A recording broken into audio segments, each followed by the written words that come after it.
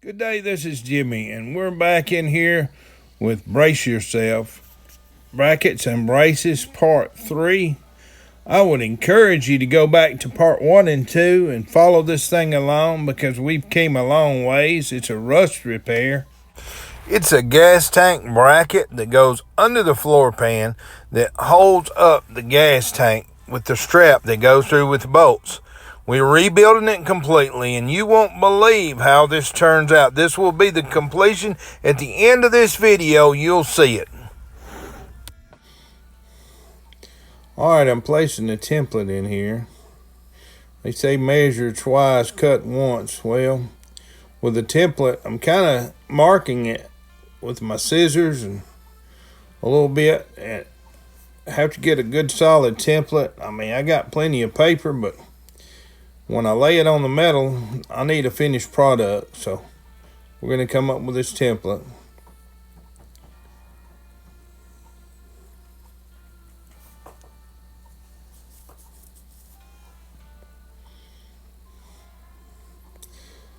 Gonna go and fold it. Put that line in there.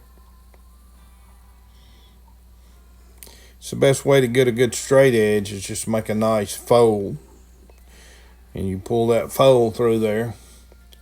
And for lack of a better example, my hands has been handling metal all day, and they got an oil about them, a dirt about them. We're gonna mark that line with a good old fabrication line. So we'll have a place to cut that thing.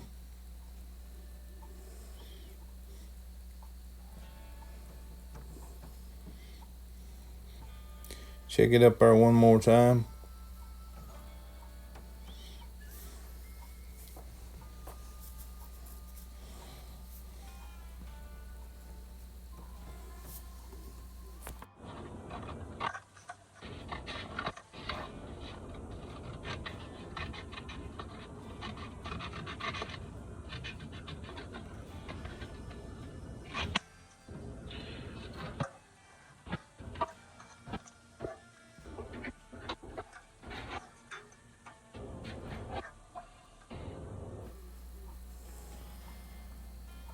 Alright, I'm going to go on and mark that one right there because it seems to be a little bit thicker on one end. So at least I'll know which side's the top side.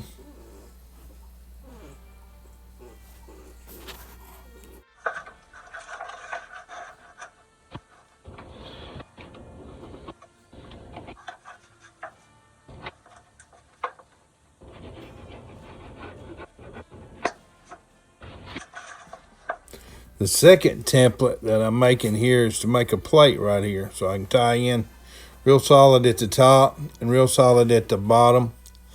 The main thing, it's got to fit in there flush enough for the floor pan to go on it and not, raise it up or anything.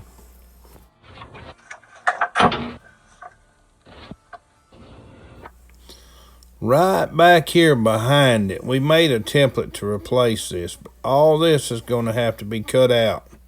Well, to the exact template, it's going to have to be cut out anyway. And the template has to be tapped in there. Not only that, it needs to be flush enough on the top side, but the bottom side would come up with something acceptable under there. If we didn't cut out the rust and stuff back there, it would just give it another place to build up and begin to destroy again. So we won't try to do our best with it. I have my templates. I'm going to lay this one up here on the straighter edge. Get rid of my old rough cut. Things going through your mind. I'm sitting here thinking, there's somebody that says, man, I wouldn't do it that way. Well, don't. This is for somebody that just needs a little guidance, maybe a little entertainment. This way will work. Hey, I might even do it a little different the next time. That's the thing about this is You're going to learn as you go.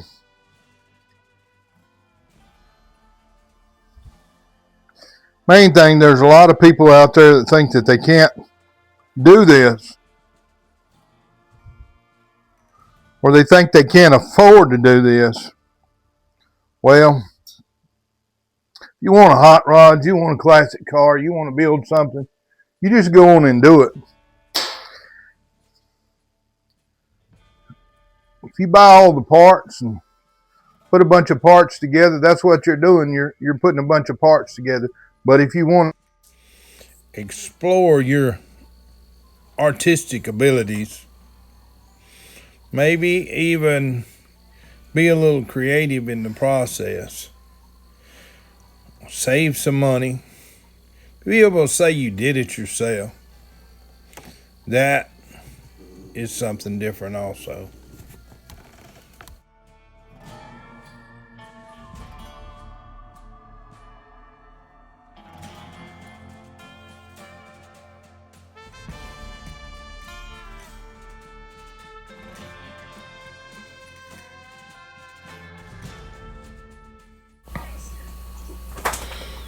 All right. Well, there's something to be said about building stuff. Be nice to buy all new parts, but there's just something satisfying in building these things and taking and just restoring what's there, bringing it back to operating conditions. It's enjoyable to watch, enjoyable to be a part of, and very satisfying.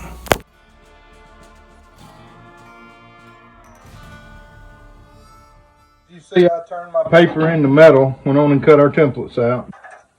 Once I get my roll to match it, the great majority of that is garbage.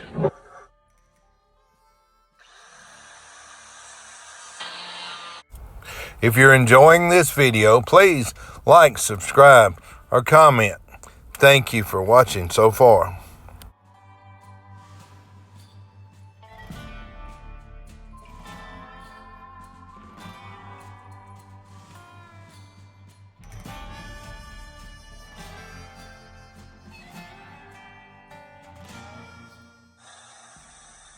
That may not matter to some, but to me it matters to a certain extent. I did say you'll never see the top of this again after I put that floor in, unless you're putting another floor in. But you will see the bottom. So there needs to be some form of uniformity, or even a possibility to make the repair look go away with a little finish work. So all that trash and stuff that's under there, you always try to get rid of that.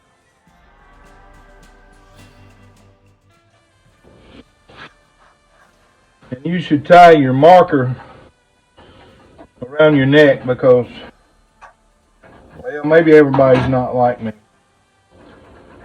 but I'm going to lose mine at least once, sometimes never to be recovered. What you want to do is not have much overlay under there. I mean, you could throw that over the top of that. That's what's wrong with just throwing a floor pan in and welding it right where it sits and not removing the existence. We want to get rid of as much overlap on the underneath side as we can to keep the moisture out, keep corrosion from building up. Even if you were up north, salt would get in there and it would create chaos.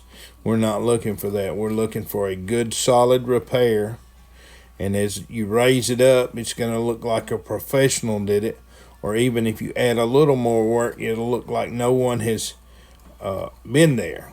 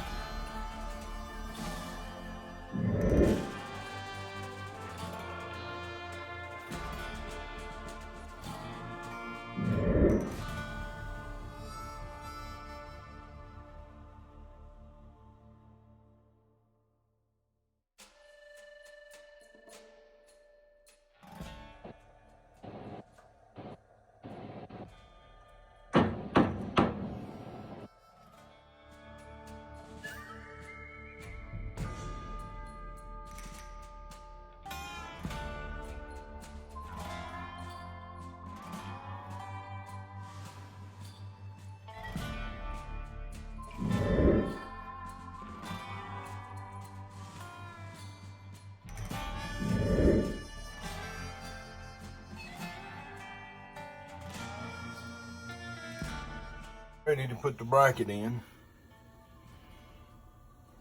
I rebuilt this section.